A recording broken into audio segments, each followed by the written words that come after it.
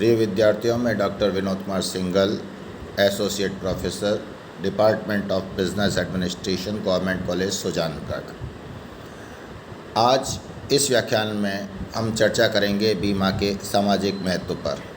गत व्याख्यान में हमने बीमा के अर्थव्यवस्था में भूमिका का डिस्कशन किया था और ये पाया था कि एक आर्थिक गतिविधि के रूप में बीमा का अर्थव्यवस्था में व्यापक योगदान है। वस्तुतः अर्थव्यवस्था को सजीव रखता है बीमा, और लेकिन हमें साथ साथ इस बात का भी ध्यान रखना है कि बीमा न केवल एक आर्थिक गतिविधि है और व्यावसायिक क्रिया है, बल्कि यह एक सामाजिक क्रिया भी है। मूलतः जो बीमा का उद्भव हुआ था वह तो एक सामाजिक क्रिया के रूप में ही हुआ था, क्योंकि प्रारंभ में जब 13वीं शताब्दी के आसपास, उस समय अंतर्राष्ट्रीय व्यापार करने के कोई अन्य साधन नहीं थे, केवल समुद्री मार्ग ही एक जरिया था जिसके माध्यम से कि हम अंतर्राष्ट्रीय व्यापार को सुनिश्चित करते थे। जहाज़ों से माल आता था, जाता था समुद्री मार्ग से, और उसमें अनेकों रिस्क व्याप्त थे, जैसे जहाज़ का नष्ट हो जाना, डूब जाना, प्राकृतिक वर्षा, तूफ़ान, बिजली गिर जाना, जहाज़ का अगवा कर लेना, लुटेरों द्वारा लूट लेना, दुश्मन की कार्रवाई, अनेकों ऐसे जोखिम थे। उस समय तकनीक इतनी व्यापक नहीं थी कि तुरंत सहायता पहुंचा सकें संकटग्रस्त जहाज़ को। और आप ये मानते हैं कि जहाज़ का मूल्य बहुत अधिक होता है और साथ ही उसमें लदा हुआ माल की मात्रा इतनी होती है कि उसका भी मूल्य लाखों करोड़ों में होता है। उस समय यदि एक जहाज़ नष्ट हो जाता था या किसी व्यापारी का माल डूब जाता था तो उस व्यापारी के सड़क पर आने की नौबत आ जाती थी। और इन स्थितियों से उबरने का एक सामाजिक प्राणी होने के नाते उन्होंने एक सामुदायिक प्रयास किया, और वो यह किया कि ऐसे सारे व्यापारियों ने मिलकर आपस में चंदा कर एक कोष बनाया और यह तय किया कि जिस किसी को भी ऐसे समुद्री जोखिम से क्षति होगी उसको इस कोष में से राहत दे दी जाएगी। तो ये एक अनौपचारिक व्यवस्था के तहत बीमा रूपी या बीमा टाइप की क्रिया का प्रारंभ हुआ, जो धीरे धीरे औपचारिक होती हुई एक औपचारिक क्रिया में, संगठनात्मक क्रिया में परिणत हुई और व्यावसायिक आर्थिक क्रिया का रूप उसने वर्तमान में ले लिया है। अतः बीमा न केवल एक आर्थिक बल्कि सामाजिक क्रिया भी है। हम डिस्कस करेंगे बीमा के सामाजिक महत्व के बारे में। बीमा व्यापक रूप से सुरक्षा एवं निश्चितता की भावना का विकास करता है। जब सुरक्षा और निश्चितता की भावना समाज में होगी तो निश्चित रूप से समाज का व्यापक कल्याण सुनिश्चित हो सकेगा।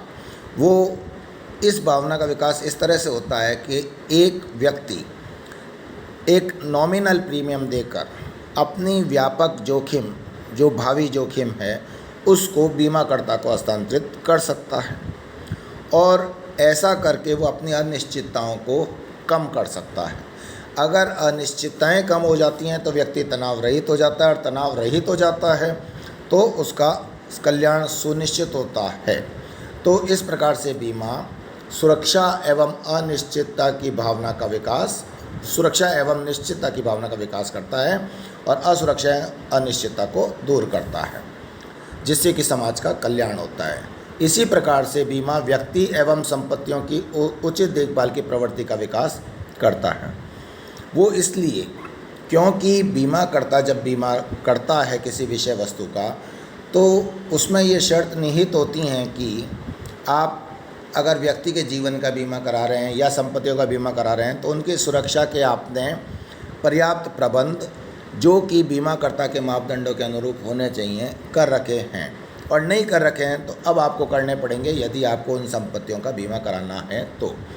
जैसे संपत्तियों के केस में हम देखें, अगर लोकेशन डिफेक्टिव है, कंस्ट्रक्शन स्ट्रक्चर डिफेक्टिव है, फायर एक्सटिंग्विशर्स अग्निशमन यंत्र नहीं लगा रखे हैं, आपने बिल्डिंग मटेरियल ऐसा यूज कर रखा है, मान लीजिए कि संपत्ति को आग से बहुत ज़्यादा क्षति होने की संभावना है, या चोरी बीमा करा रहे हैं तो आपने स्ट्रॉन्ग जो डोर्स हैं वो नहीं लगा रखे, लॉक सिस्टम आपका स्ट्रॉन्ग नहीं है, आपने सीसीटीवी कैमराज नहीं लगा रखे हैं, ये सारी व्यवस्थाएं होने पर ही आपका बीमा किया जाएगा, अन्यथा आपका संपत्ति का बीमा नहीं किया जाएगा। तो ये सब प्रबंध यद्यपि आप बीमाकर्ता की शर्तों की अनुपालना में करते हैं, लेकिन इससे व्यक्ति और संपत्तियों की सुरक्षा की भावना का विकास होता है और धीरे धीरे यह जो प्रवृत्तियां हैं हमारी आदत में आ जाती हैं, जो कि समाज के लिए, राष्ट्र के लिए बहुत अच्छा कदम है। बचत की प्रवृत्ति का विकास होता है। बीमा, क्योंकि असुरक्षा की भावना से एक व्यक्ति अगर ग्रस्त है तो वो बीमा कराएगा, और जीवन बीमा के दशा में यदि व्यक्ति जीवन का बीमा कराता है तो वह बीमा अवधि पूर्ण होने पर उसने जितना भी प्रीमियम बीमाकर्ता को अदा किया है उसे मय बोनस प्राप्त हो जाता है। अतः इस तरह उसकी अनिवार्य बचत हो जाती है। देखिए, स्वेच्छा से कोई व्यक्ति बचत करे या ना करे यह संयोग पर निर्भर करता है।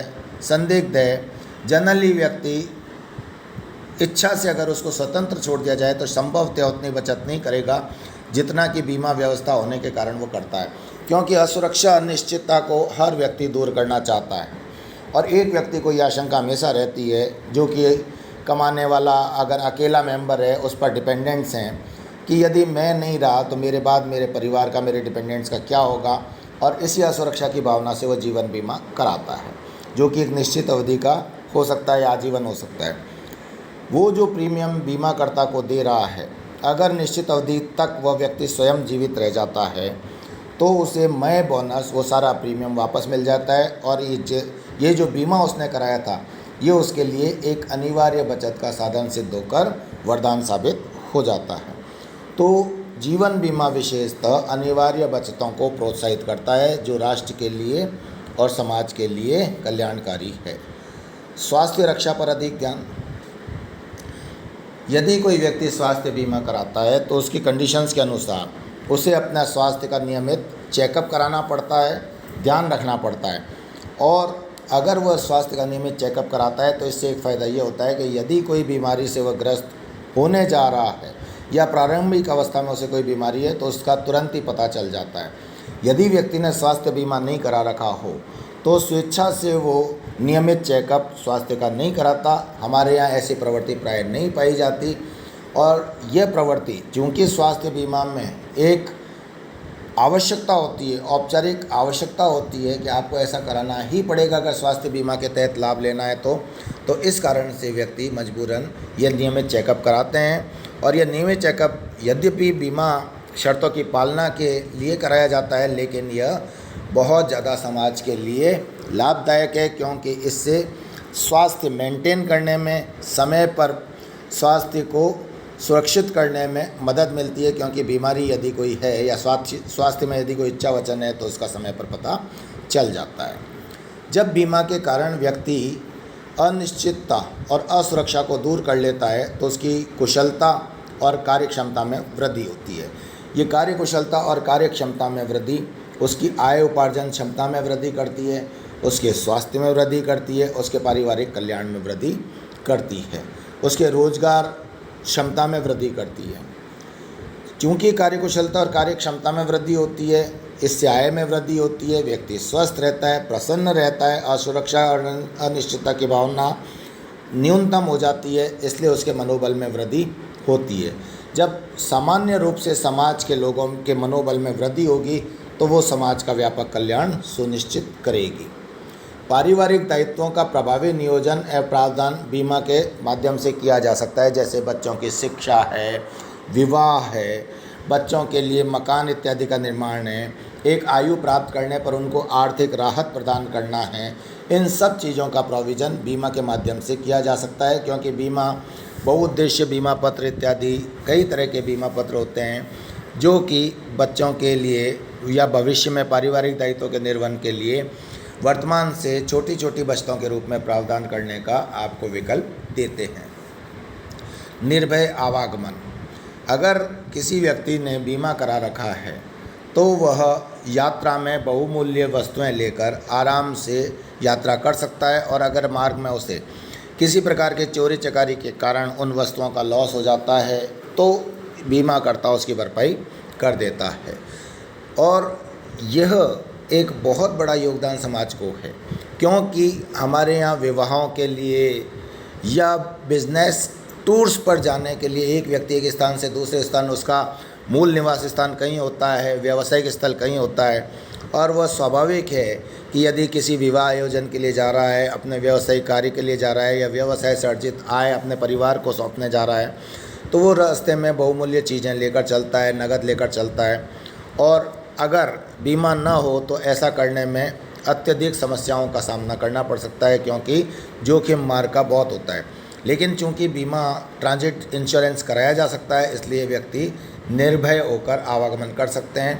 इससे समाज में स्थिरता और कल्याण की भावना का विकास होता है। सामाजिक स्थिरता, क्योंकि बीमा के आर्थिक संबल दे देने के कारण परिवार बिखरते नहीं हैं, इसलिए सामाजिक स्थिरता को बीमा प्रोत्साहित करता है। अगर बीमा नहीं होता और विभिन्न जोखिमों के कारण, किसी की मृत्यु के कारण, किसी का व्यवसाय चौपट हो जाने के कारण यदि परिवार सड़कों पर आ जाते आर्थिक रूप से, तो सामाजिक अस्थिरता बहुत ज़्यादा हो सकती थी। लेकिन बीमा ने इस सामाजिक अस्थिरता को रोकने का काम किया है।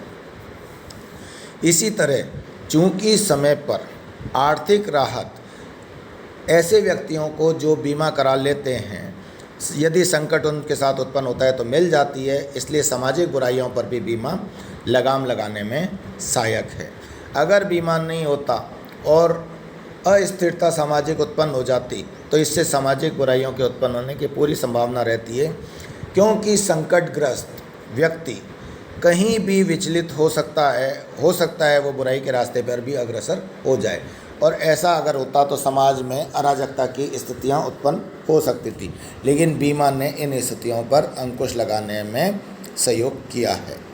बीमा कराने की प्रवृत्ति विकसित एवं जागरूक समाज का भी द्योतक होती है।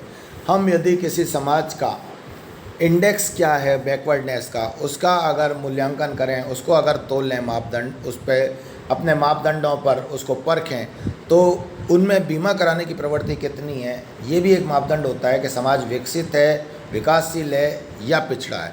यदि बीमा कराने की प्रवृत्ति व्यापक पाई जाती है तो यह विकसित समाज का द्योतक होता है। बीमाकर्ताओं द्वारा शिक्षण प्रशिक्षण जो कि संपत्तियों एवं जीवन की सुरक्षा के लिए किया जाता है का लाभ सभी समाज के लोगों को मिलता है, और उनमें संपत्तियों और जीवन की सुरक्षा के प्रति क्या सावधानियां बरती जानी चाहिए, क्या कदम उठाए जाने चाहिए, कैसे प्रावधान करना चाहिए, इस चीज़ की नॉलेज उनको होती है। बीमाकर्ताओं द्वारा व्यय की जाने वाली सामाजिक लागतें जैसे प्याऊ बनवाना, विश्राम गृह बनवा देना, अस्पताल बनवा देना, छात्रवृत्तियां प्रदान करना, इन सब का भी समाज को व्यापक लाभ मिलता है। बीमाकर्ता ये लागतें, सामाजिक लागतें व्यय करते रहते हैं। विशेष कोई संकट के समय आते हैं उस समय आर्थिक सहायता प्रदान करते हैं। कोरोना काल में भी बीमाकर्ताओं ने काफ़ी सहायता मेडिकल इक्विपमेंट्स और अन्य रूपों में अस्पतालों को दी है। सरकार को भी भामाशाहों के रूप में बीमाकर्ता समय समय पर सहयोग प्रदान करते रहते हैं। बेरोजगारी की समस्या के समाधान में तो बीमा क्षेत्र का प्रत्यक्ष और अप्रत्यक्ष यदि देखें तो उल्लेखनीय योगदान है। न केवल प्रत्यक्ष रूप से बीमा क्षेत्र लाखों लोगों को रोजगार देता है, बल्कि अप्रत्यक्ष रूप से उद्योग तथा वाणिज्य का विकास के द्वारा, देश में आधारभूत संरचना के विकास के द्वारा एवं सरकार को पंचवर्षीय योजनाओं और बड़े प्रोजेक्ट्स के क्रियान्वयन के लिए वित्त पोषण करके अनेकों रोजगार के अवसरों के सृजन में सहायता करता है। बीमा के द्वारा जीवन स्तर में वृद्धि होती है, क्योंकि बीमा करवा लेने के पश्चात जो शेष राशि लोगों के पास बचती है वो उसे निश्चित भाव से व्यय कर सकते हैं और भविष्य की आशंकाओं से मुक्त होकर वह इस राशि को व्यय करते हैं, जिससे कि उपभोग में भी वृद्धि होती है, व्यक्तियों के कल्याण में वृद्धि होती है और राष्ट्र को भी इसका लाभ मिलता है। बड़ी योजनाओं के लिए वित्त पोषण में बीमा सबसे बड़ा योगदान करता है, जैसे आधारभूत संरचनाओं का विकास करना, जल, विद्युत, आवास, संप्रेषण, सैनिटरी की सुविधाएं, तीव्र गति से इनका विकास होता है क्योंकि बीमा इनके लिए वित्त पोषण कर पाता है। और इनके लिए अन्य कोई संगठन वित्त पोषण करने में इतना सक्षम इसलिए नहीं है कि इनमें लंबे समय के लिए बड़ी पूंजी प्रदान करनी होती है, जो कि केवल बीमा क्षेत्र ही प्रदान करता है। यदि बीमा क्षेत्र के पास अपार कोष प्रीमियम कोषों के रूप में नहीं होते तो इन गतिविधियों का, इन आधारभूत संरचनाओं का इतना तीव्र और सतत विकास संभव नहीं था। ये आधारभूत संरचनाओं के विकास से समाज को बहुत ज़्यादा लाभ मिलता है। सामाजिक सुरक्षाओं का भागीदार बनने में भी बीमा सहायक होता है, विशेषतः असंगठित क्षेत्र के लिए, जैसे ग्रेच्युटी का प्रावधान है, पेंशन का प्रावधान है और अन्य तरह के प्रावधान आप कर सकते हैं छोटी छोटी बचतों के माध्यम से अपने भविष्य को सुरक्षित करने के लिए। Thank you very much. हम नेक्स्ट जो लेंगे वो बीमा के सिद्धांत लेंगे।